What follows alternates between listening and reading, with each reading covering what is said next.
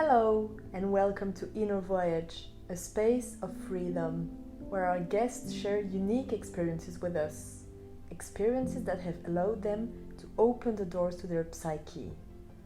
Through their personal stories, they reveal what they have learned about themselves, the spaces of their unconscious that they have explored. They share how their journey has transformed them and their relationship to the world. In this episode, we welcome James. He grew up near Belfast in Northern Ireland and spent his teenage years in an evangelical church located in the Irish Bible Belt, which he later recognized as a cult. James shares his experience of dealing with guilt and fear during that time and how he eventually broke free to discover his own identity and path. Hello, James. Thank you so much for agreeing on being on this episode. Do you want to describe yourself in a few words? Yeah, of course. What can I say? So my name's James. I live in Paris. I'm originally from Northern Ireland, which is the part of the island of Ireland that's still part of the UK. What about me? I work in tech. I love eating out. I love enjoying life. I love partying. And I love my cat, this little hairy cat, and I'm gay. Perfect. So you grew up in Northern Ireland. How did it feel like? How was Belfast? How was the atmosphere at the time when you lived there? Yeah, it was an interesting place to grow up. So I think when I was growing up there, it just came out of kind of a period of civil unrest where there was bombs and stuff going off. So it was kind of in a good, optimistic or changing time. I actually grew up in the countryside, just kind of north of Belfast. So yeah, it was kind of quiet. It was idyllic, or seemed idyllic on the surface. Of course, did have evil undercurrents in some ways, which I'm sure we'll get into on the podcast. But yeah, overall, it wasn't the worst place to live. As I grew up, though, I really grew out of the place. It was very religious, very conservative. And I moved to Paris then when I was 18 to kind of, change my life up. So when you were a teenager, there was some things happening in your life, some big changes. Do you want to describe those? Yeah, apart from puberty, yes, there was some big changes. So I guess in my life, well, I think the one you're maybe alluding to is the fact that we ended up joining a cult.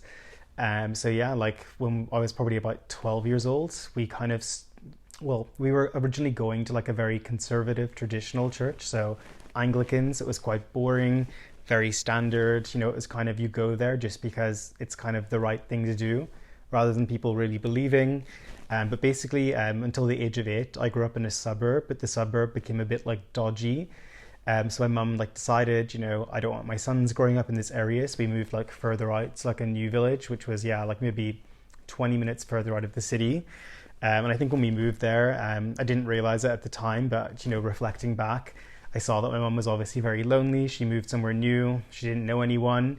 And then I think she found an advert for one night for some kind of Christian meetup group on Wednesday evenings at kind of a local community center. And then basically we started going to that. And then this evening eventually turned out to be a full-blown cult, which got crazier and crazier the more that we got into it. So I guess, that was kind of how things started off. So we were going to a very boring church. We moved to a new place. My mum was lonely. I guess she was bored in that church and she wanted to feel something a bit stronger or something a bit more spiritual. I'd say my mum's a very spiritual person, but she's just kind of been trapped, I guess, in the conditioning or brainwashing of Christianity. And then, she found this very charismatic, dynamic group where people seemed a bit crazy, fun, there was a lot more energy, etc., and kind of really got sucked into it. So your mom was a single mother? Yes. Raising yourself, your brother and your sister?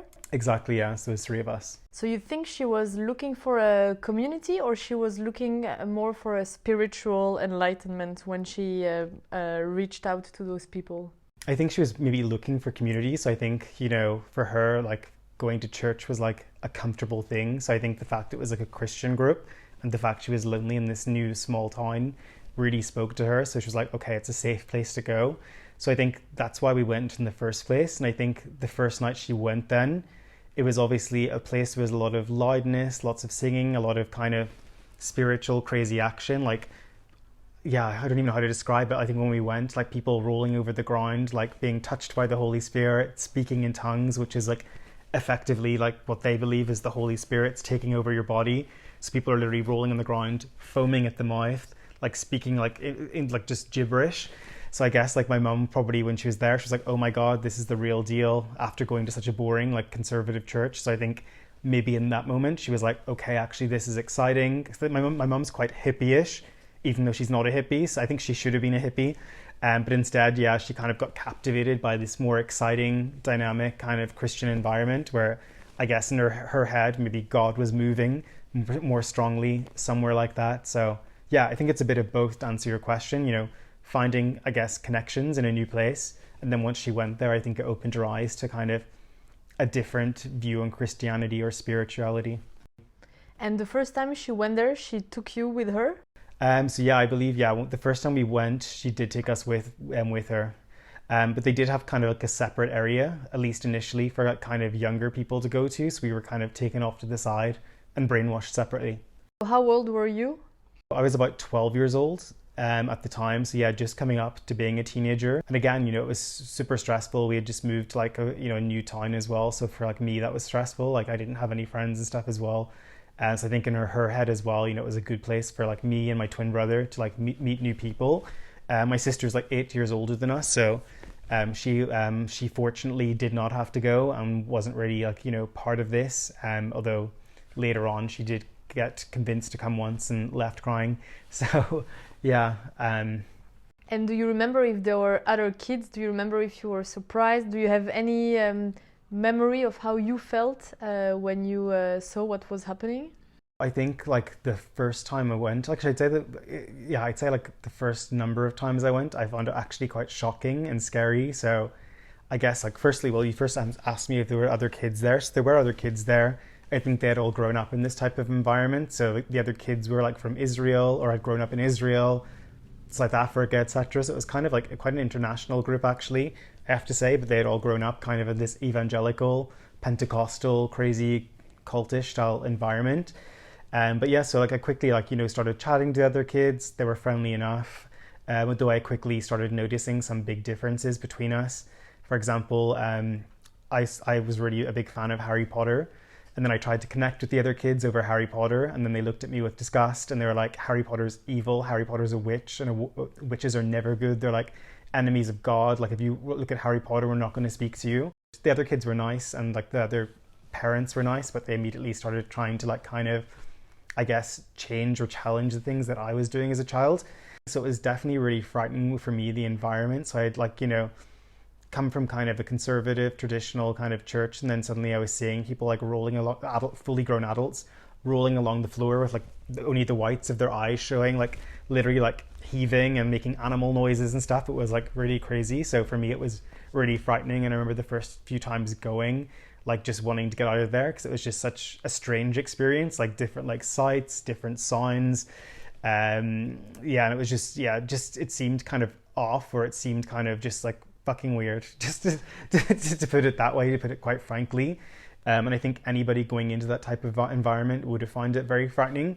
But of course, the longer I spent there, then the more normalized it became in my head, and it became normal to see somebody wrapping up themselves up in a flag with a cross on it, or else hitting somebody else over the head with a flag, or falling backwards once they get touched because the Holy Spirit's entering them. So yeah, it became more normalized over time.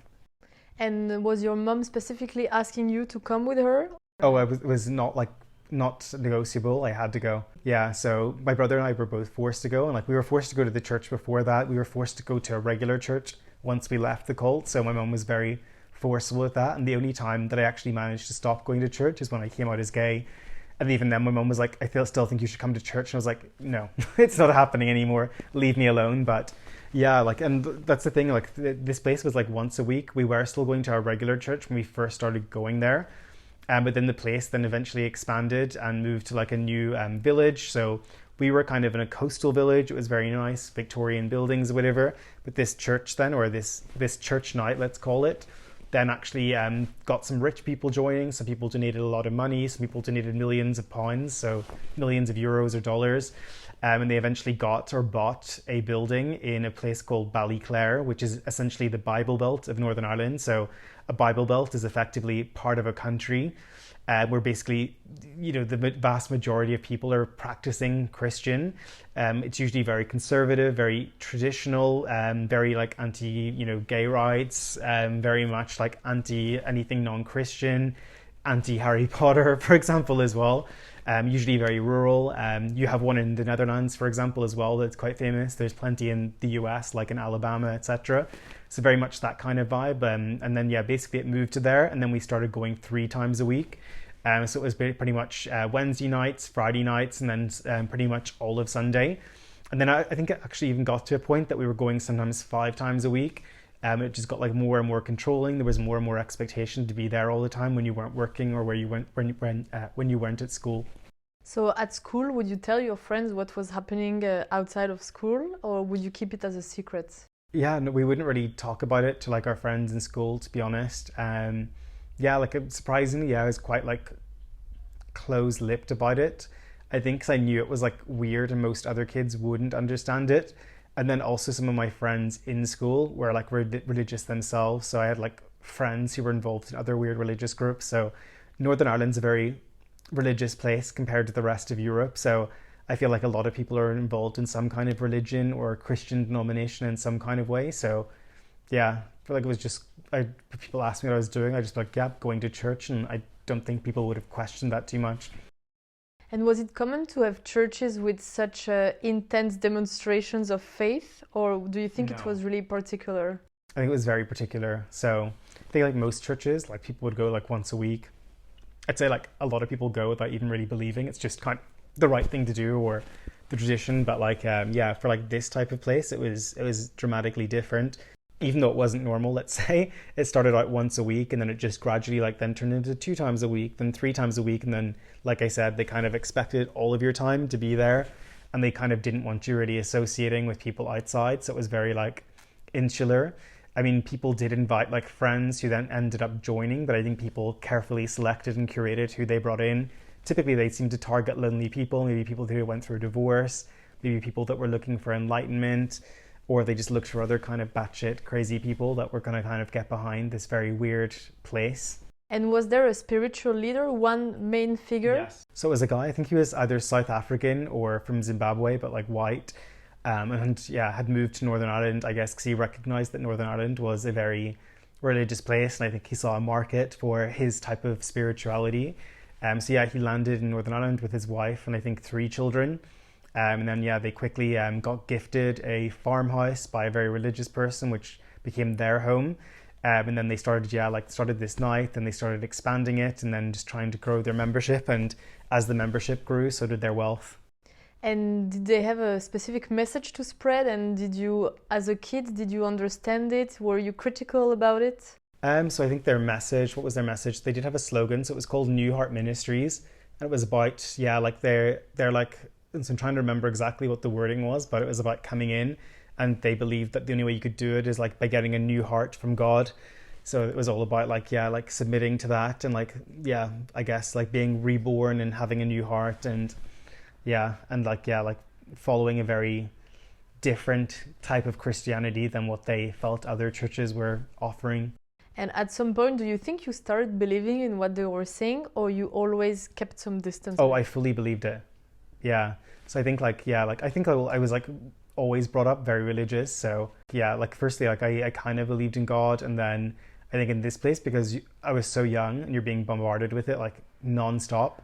And that's kind of your community. Like you definitely start to believe it, became very normalized to me.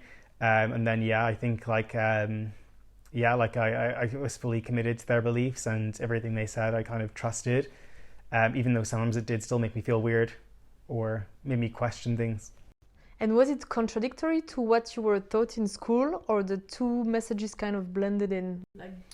So my school wasn't particularly religious, so like I was lucky in the sense that my twin brother and I, we went to a like kind of very nice like independent school in the city centre, and like most people going to my school would have been like from like their parents would have been like the top judges, lawyers, doctors of the country. So like I think most people in my school were pretty normal, or like they were like for Northern Ireland they were pretty normal, like very like upper middle class. Most of those people wouldn't have been super religious, so and the school itself wasn't super religious, so it was kind of like, yeah, at least kind of a differing viewpoint to what I was, necessarily seeing at home. And your mom, her circle of friends started to become completely composed of people from that group. Yeah, and they were all like absolutely bonkers and batshit, and then I could really see her kind of getting sucked into it as well, and becoming just as bonkers and batshit and weird. I think, yeah, like I noticed that, yeah, like kind of her longer term friendship, she kind of eroded, and then yeah, everything became about this group and these people, and I guess being in the echo chamber of their way of thinking. At that time, did it seem weird for you to see your mom surrounded by those people, or it was perfectly normal? I think it just became normal for like me, but like, yeah, like, but even still, like my brother and I still laugh because it's just some of them were just so crazy that like we were both like, how the fuck does this person even exist? I remember sitting in the car with one guy who was like driving us home. Then we were like sitting outside our house, and then he like turned to my mum and was like, yeah, did you know, like, if somebody poisons your meal, if you pray over the meal, God will suck out all the poison and you can eat it. And he definitely believed that. My mum was like, wow, yeah. And then my brother and I just like looked at each other and were like, what the fuck is this guy saying? Like, I want to test this on him. Can I like poison his food and let's see if he prays over it and it works? So yeah, it was like, yeah, like people who were like very, very like drinking the Kool-Aid of like crazy toxic Christianity. And did you feel that being there with your twin brother, you kind of had an ally in the middle of this to make fun of it and also to have some critical thinking? Definitely. I think like, yeah, I think it would have been way more tough if I didn't have him there. I think also because, yeah, like we obviously didn't grow up in that like the same way the other kids did. So sometimes, yeah, we did have differing viewpoints, or we liked things that were a bit different. Like we liked Pokemon, and that was frowned upon because they evolve. So at least, when the other kids would like kind of shun us for doing that, we had each other and stuff. Yeah. And do you feel that the behavior of your mom towards you changed by the time she joined that cult? Like, would she forbid you to read Harry Potter or other stuff? Yeah, I feel like everything was kind of censored in the home. And yeah, like I got Pokemon taken off me because I was playing Pokemon and I was like, oh my God, my Pokemon just evolved. My mum was like, your Pokemon what? And then, yeah, wasn't allowed to play Pokemon after that. And yeah, I think everything was really... Oh yeah, for example, like we always loved Halloween. We used to celebrate Halloween every year. We'd get dressed up. We'd go like around our neighborhood. So in Ireland or Northern Ireland, it's very similar to America, where you kind of go and you do trick-or-treating, if you know what that is. It's like when you go to your neighbors' houses, you knock the door. They usually give you candy, or in Northern Ireland, they give money.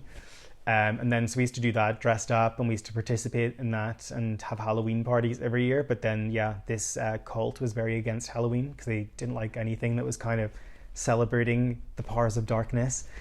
So yeah, we weren't allowed to celebrate Halloween anymore. They ended up having like an alternative party where we had to go dressed as soldiers for Christ. And I remember like we were driving to the church and like feeling emotionally raped. My mum turns around and looks at me while driving. She's like, James, how do you feel carrying that sword and proclaiming the earth or the ground for Jesus Christ our Lord? And I was like, this is so intense and creepy. Like, I feel emotionally raped. Wow. So there were words like evolution that you couldn't say. Yes. Evolution wasn't allowed. Anything witchcraft wasn't allowed. I wasn't allowed. I used to have like a magic set for like, doing magic tricks, and that wasn't allowed. And the other kids like were horrified at me for that, and the other parents as well. And how did it make you feel? It was weird because I enjoyed like those things, and yeah, I didn't see what was wrong with it. So I felt like, it felt shitty, and it felt like, uncomfortable because I was kind of trying to be myself, but then also being forced to kind of adopt this other mindset to kind of fit in with the new environment that I found myself in. So yeah, it was like tough, and yeah, it was a struggle to feel like I could be myself anymore. And when you're a teenager, it's the time where you start also a bit questioning what your parents trust, what they do. Like sometimes you even try to oppose them. So did you ever have any like atheist thoughts or questioning the fact that you would believe in God or in Jesus Christ? Or were you so immersed in it that it was more difficult to do it? I often had like, fleeting thoughts about, does God exist, etc. And there's quite a few times where I was like, yeah, I'm not sure I really believe it. But then I'd feel extreme guilt then and shame, and then I'd be like, what am I, God, why am I thinking that? This is really bad and stuff. And then like kind of talk myself back into it. So yeah.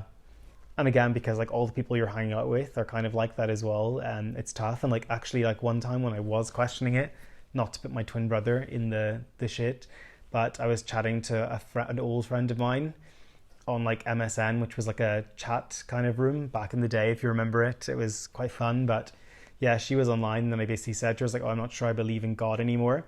And then my twin brother, hacked my MSN account and saw that, and then blackmailed me and was like, you have to tell me right now that you believe in God, or I'm telling mum. And then I was so afraid of him telling my mum that I didn't believe in God that I was like, yes, I believe in God. I'm still going to keep going to church. And yeah. So there was pressure coming from everywhere, from the church, from yourself, from family.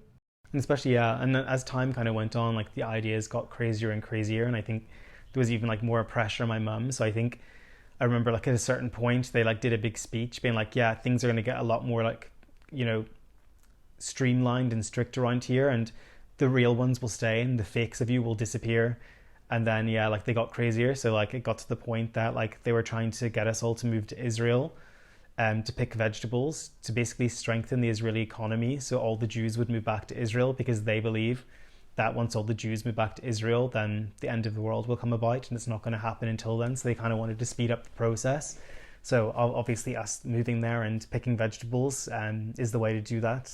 It's going to get everybody moving back.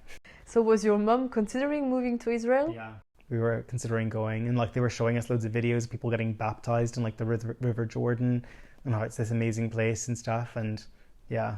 Wow. And do you think your mom was financially supporting the church as well? Oh, definitely, yeah. Like every week, like they were raking in like thousands and thousands of pounds. So I feel like, yeah, even like my mum, she didn't have loads of money at that time. She was giving, I'd say, like a significant amount of her money to them. And I think, you know, as I mentioned, a lot of people were. So these people, when they started this cult, like the main pastor, let's call him, Clive, and his wife, they drove a shitty car or whatever. They lived in like a small house in the countryside. Suddenly they got gifted like a mansion. They had Jaguars. They had very fancy sports cars, and they were wearing new clothes, etc. So you could visibly see like all the money was just getting siphoned out of people's pockets and like sucked in by them, and everybody was just buying into it. And like, yeah, they were just like, yep, this is amazing. I'm giving like half my salary this month. God is so good or whatever. And then they'd say stuff like, yeah, the more you give, the more generous God's going to be with you and stuff. So yeah, it was an interesting place and environment.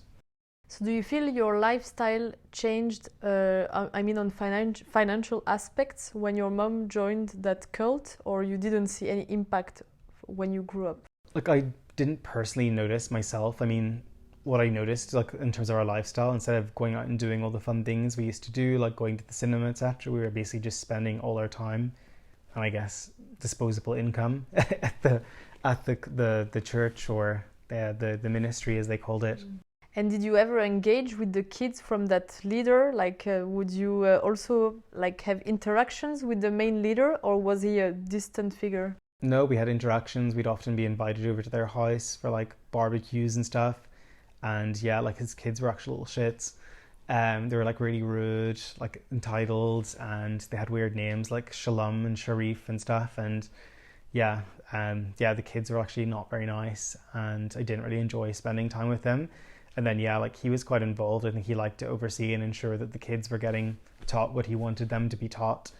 And then we often had to like join like parts of like of ceremonies that he was doing in front of us. Like I remember one that I found disturbing was like him and his wife were dressed in like, his wife was in her wedding dress and he was dressed in like a suit, and they were both holding on to each other, like breathing in each other's mouths, like huh, huh, huh, huh, well, like falling into each other, like they were like, I don't know, high in the Holy Spirit or whatever, and we'd like just sit there and watch them doing that. So if you went there that many times per week, do you remember what you were doing apart from witnessing those ceremonies? Like, would you remember any activities that they would make you do? Or was it mostly like teaching you about their faith? It was like mostly about teaching us their ideas of the faith and giving them money. Like when we did do activities outside of the church, but it was always together, and it was always like to like, yeah, like somebody's home, which was always like somewhere secluded, that we'd all be together doing like a barbecue, and like again like just kind of sharing the same thoughts with the same people. And then yeah, when we were at the church, it was more like, yeah, every night they'd be like doing just weird like spiritual ceremonies. So it's like not even like, so they would like talk and stuff, but apart from that it was like singing. But then apart from singing, it was like weird shit where people looked like they were possessed. That's the only way I can describe it. Which was very strange. And it was like, you know, people, like I said, like rolling along the floor, literally like smacking themselves in the head, crying like animals and stuff, like just constantly. It was a very, very weird place. And yeah, then like other times they'd like, you know, kind of give us talks and like dangers about like spirituality. So we were like given talks on how we shouldn't be touching crystals or tarot cards or Ouija boards or consulting like, I guess, you know, mediums or anything like that, and going into like great detail to terrorize us. So do you think at that time when you were witnessing this, did you think it was acting, or did you like genuinely think they were having an attack? I mean, it looked real. Like they looked like, I don't even think they were acting. I feel like they genuinely believed it was real. And like you see this a lot actually in the evangelical movement. You like, I don't know if you've seen any videos of it, of people like being touched by the Holy Spirit, as they say, and they're like falling backwards and like screaming, and like they like get this spirit of, I don't know, sexual lust out of Hannah, and then you'll be like screaming and like frothing at the mouth and everything. And yeah, and I don't know. Like, is it like a hypnotic state? Is it like a kind of, is it like a psychological thing that like you start acting like that because you genuinely believe you are possessed or whatever? I don't know, but like yeah, it looked very real to me. I'm sure for the people, they felt it was real. And yeah, I do believe they probably felt they were doing good. And did you ever witness your mom in one of those situations? I probably did, but I think I probably blocked it out in my head. In fact, yeah, I do have like a very vague memory, and it's just weird to even like think about it. Okay, so let's not cover it if you... Yeah, but I think it was just like I saw her in that state and like feeling weird and creeped out and like disturbed. Do you think she was happy in that movement? I'm not sure actually. I mean, we did eventually leave, so I guess she realized something wasn't right. And I think, yeah, it was only like recently, a couple of years ago, and I spent some time with her, and I said to her, you know, could we finally talk about the cult? Can you admit that it was a cult? And then she finally, for the first time ever, admitted that it was a cult. And was it difficult for you to bring up that topic? Well, I don't know. I find it funny, but I think I've got a dark sense of humor from like my weird experiences. So it was kind of funny, but then also I think like deep down I needed like closure or some kind of admittance from her end that it was a cult and it was a weird place and it wasn't like the best years of our life. And when she admitted it, did you feel some kind of relief? I did feel relief. I felt like happy that like she knew that what it was, and that she didn't just think it was a normal place that she left, because it wasn't. And yeah, I think like, yeah, I don't think she's like a woman that's like good at admitting and like, you know, doing anything like that. So I think, you know, it was good for me to see that she was able to like critically think about it, and obviously had thought about it and did come to the same conclusion that it wasn't a normal church that she joined, and that it was something very different and something very sinister, I'd say, as well. Yeah, because when you started to talk about the topic, you said that you just moved to a new place, and she must have felt lonely with 3 kids. So I feel a lot of understanding also on your side on why she would she could possibly be trapped in those kind of movements. But I also understand you need closure and like naming it for what it was. Yeah, definitely. And I think, yeah, because I think overall, like, it did have a really profound impact, and I'd say it still has a very profound impact in my thinking, like, to these days. So I think, yeah, kind of, I still feel, yeah, I could probably get more closure, but I think also like the damage is done. So I think when you're in that kind of environment for such a long place, even if you like liberate yourself from it, you still always have it in your subconscious. And then if you do something that was perceived or deemed wrong during those formative years, then your brain like panics and is scared and goes to a place of fear, which makes you want to go back to that time where you felt safe, in inverted commas, in those wrong beliefs that were like kind of thrust upon you. So I don't know, like even like as I've got older, you know, I definitely do have a spiritual side, and you know, we've talked about this, we've had weekends together, but like I definitely have a spiritual side, but then sometimes I feel really guilty or wrong for exploring it. And then when I do explore it, then sometimes I convince myself, I'm like, oh my God, what if like everything they said was right in the cult? Like, what if I'm doing something really evil and I'm going to go to hell now? Or like some evil spirit's going to come into my apartment and like attach itself to me and stuff. And like, I know it sounds funny, but like sometimes genuinely like these thoughts go through my head, and I have to like call them out when it happens. I'm like, this is just part of brainwashing, but it's still there and it's like very real. And so you would still today feel those intrusive thoughts coming to you? Yeah. And you recognize them, and then you are able to maybe put them at distance? It's still hard though, because like again, it's so embedded into your psyche. like I got a new book actually recently. It's like by a hypnotist called Dolores Cannon. So she basically is a hypnotist that kind of like hypnotize people to kind of regress back beyond like even when they were born to like kind of the space between lives and into previous lives. And then like so I started reading that, and then then I started feeling guilty for reading it. I was like, oh my god, maybe this is just all, you know, demonic like writings by something evil, and it's just there to distract me, and like maybe like this is really wrong, and I'm like attracting something negative into my life. Because again, like to go back to like some of like a lot of the times I was in that kind of cult, they were like, don't ever touch tarot cards, don't ever like touch crystals, don't listen to these like kind of mediums or anything, it's all evil. And if you do, even if you watch a horror movie, you're inviting evil into your life. So yeah, it can be really tough. So they were really powerful in ingraining the guilt feeling. Guilt and shame, and it's not even guilt, it's also more fear, I'd say. So like they like utterly convinced you that like all this stuff is pure evil, and if you like dabble or experiment or question any of it, then you're just inviting darkness into your life. And while you were there, did some other members of your family notice something? Did they try to steer you away from that movement? Do you have any memories from this? My grandparents were very cautious, I'd say, of what my mum was doing. So I think at first they didn't really question anything. They just thought it was a new church or whatever, and they were a bit like, well, okay, I guess it's closer to where you live now versus the old church that you went to. My grandparents weren't super religious, like they wouldn't go to church or anything. I think my mum became religious because she would go with my great grandmother as a kid, and she just always was going. But so I think at first like it was kind of my grandparents just thought it was like a normal church or whatever. And then I think like after going for like a couple of years, one time my sister agreed to come, and then my sister walked in and was so traumatized she immediately left and went out to my mum's car and sat in the car park just crying because she was so disturbed by what she saw. And then I think she told my grandparents, and my grandparents were like, what the fuck is this or whatever. But then my mum was just like headstrong, and we still remained there for another probably a year or two. And what do you think made her leave in the end? There was like a certain moment like I was talking about where they basically said, you know, we have to take this ministry in a new, harsher direction, and some of you here are fakes, and the fakes are going to leave, and then the ones who truly believe and truly align with our message are going to stay. And then I think that was at that point my mum was like, okay, this is becoming, you know, too much. And I think she obviously recognized we needed to get out. And then we did leave, and then we started going to a Presbyterian church, which was like the complete opposite. But I think it was kind of probably like a palate cleanser for my mum to go somewhere that was, you know, so like safe and boring. And like a Presbyterian church is kind of like a Protestant church where like they sing a few hymns, read a few passages from the Bible, but it's like nothing intense. It's very like, it's like I don't know, if it was a ice cream flavor, it would be vanilla. So I think she did that, and then she moved on to a Baptist church, which was a bit more funky than the Presbyterian church. But it's just funny. I think she saw how extreme it got, then went for the other kind of extreme of something very boring, I guess, to kind of maybe detach from like the craziness of the cult environment.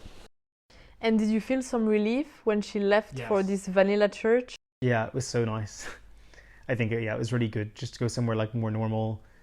We went once a week, and the other kids there were more normal, the people there were more normal. Were you like the months and the years that followed, did you think a lot about that experience, or was it something that you kept in a secret box in your head? I kept it in a secret box for like a few years, and then I don't know, like one day, I think when I was at university, Matthew and I, so Matthew's my twin brother, we just started like talking about it, and then we were like, what the fuck was that? It was so fucked up. And then we just started talking about like all the bits that were so weird, and like I think then we started just, I guess, to cope with it, doing impressions of the people that were there, because we found it funny, but also it was probably a way of like processing how like weird it made us feel or how uncomfortable it made us feel. And then we started talking about it more after that. And then we told some of our friends about it, and then they were like, what the hell is that? And then we went into all the details and stories, and they found it crazy. And then ever since then I've been a lot more comfortable talking about it. But it's weird actually, or it's strange in the sense that like even last night when I was thinking about it, because I knew we were going to be talking today, like just more and more like kind of locked memories started coming to my brain. So I think there's probably a lot still that I haven't unpacked that it's in my brain somewhere, and I'm sure will come out at some point if I reflect more on the experience. Do you want to unpack them or not specifically? I think like I wouldn't mind unpacking them, because I think it's, you know, once I kind of revisit everything that happened, I can probably acknowledge it and then move on, and turn it into dark comedy.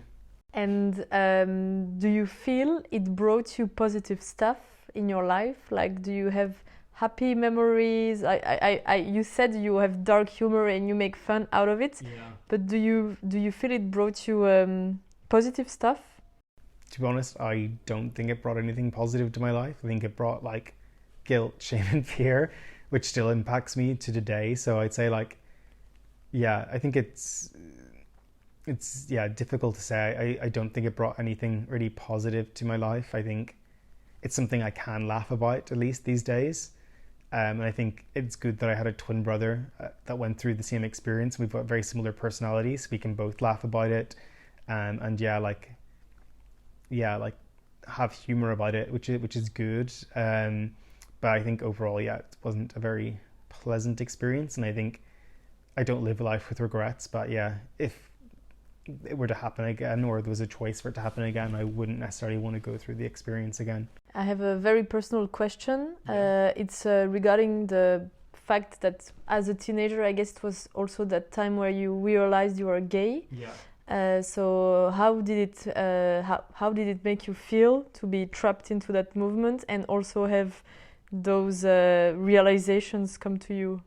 Yeah, it was really tough. So I think I started realizing that I was attracted to other men when I was there, and then I would just kind of bury it, because I was like, oh my god, this can't be happening to me, like this can't be, like, it's clearly like some sort of sinful thought, I need to push this away. So I just kind of bury it, but then it would obviously like keep creeping back. So it was like, it brought like immense like shame, and I was like, why is this happening to me? Why am I like this? This is so wrong. It's like everything I've been taught is like, this is a disgusting like abomination, like I need to like not be like this. So I was like constantly wrestling and like praying and like begging God to like make me not gay. And I think then eventually when I got to accept that I was gay and like met other gay people and had conversations with them, then I was able to like finally realize, actually, I don't need to go to church. I don't need to be like Christian. I don't need to hang out with these people. I can have other thoughts, etc. So at least like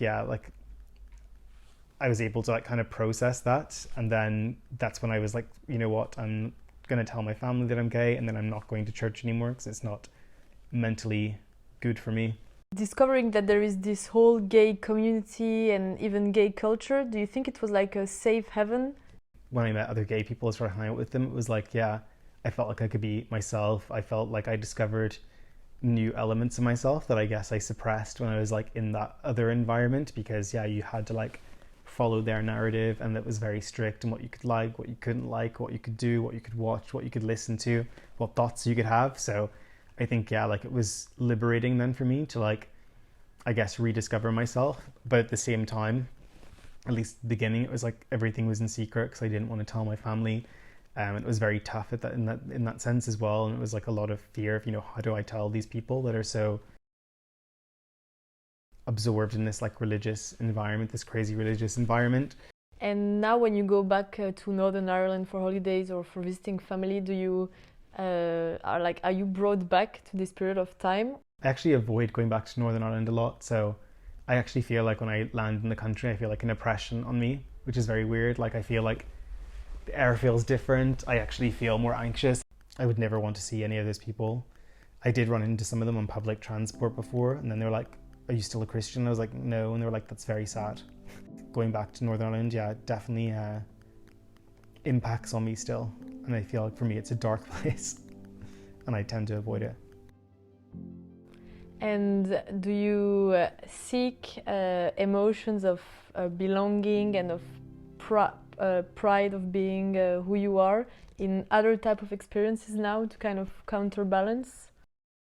As I've aged and now in my 30s and I've done therapy, etc., I think that's been actually more helpful for me.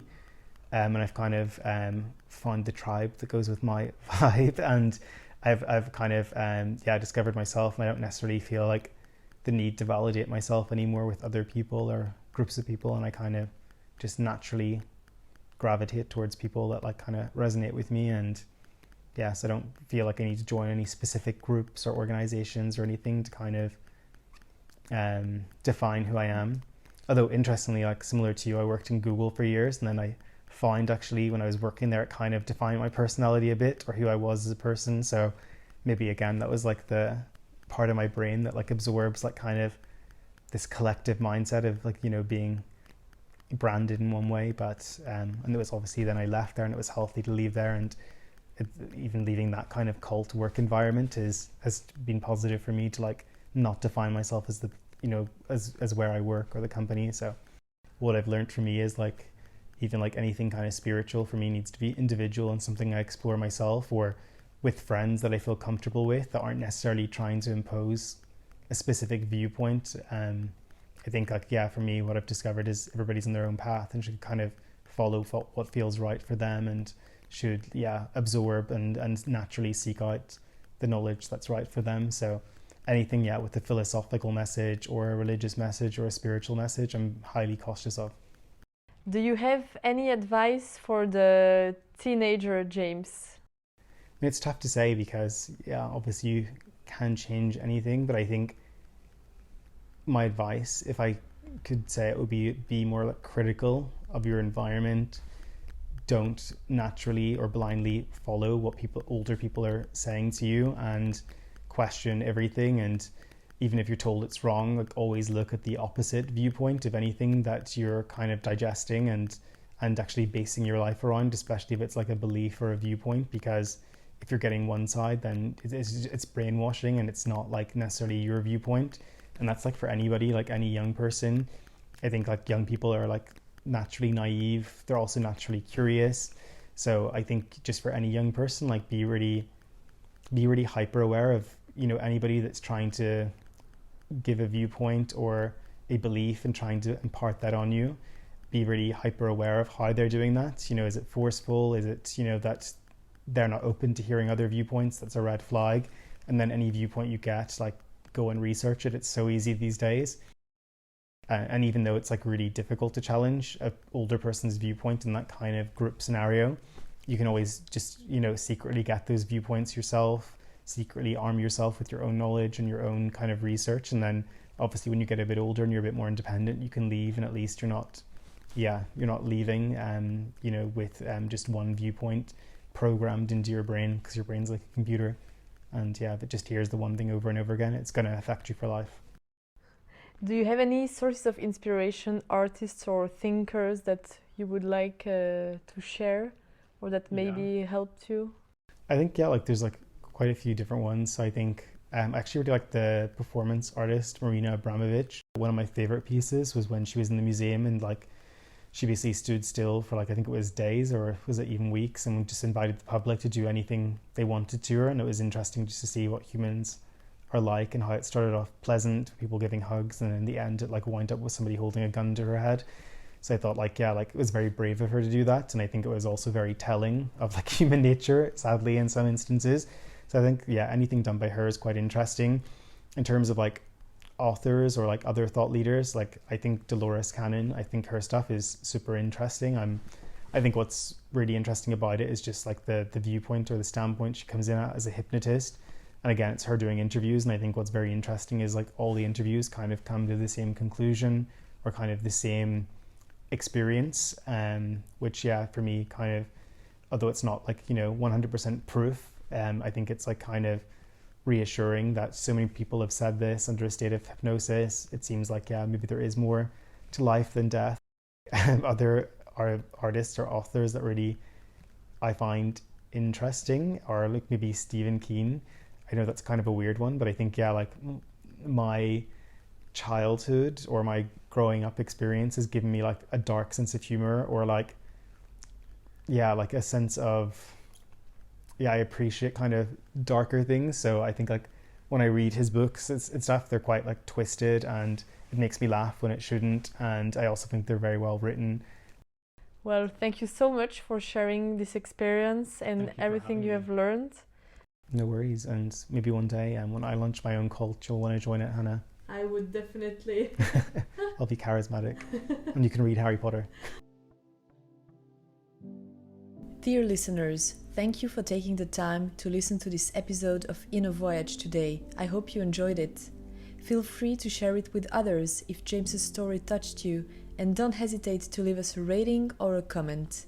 See you soon.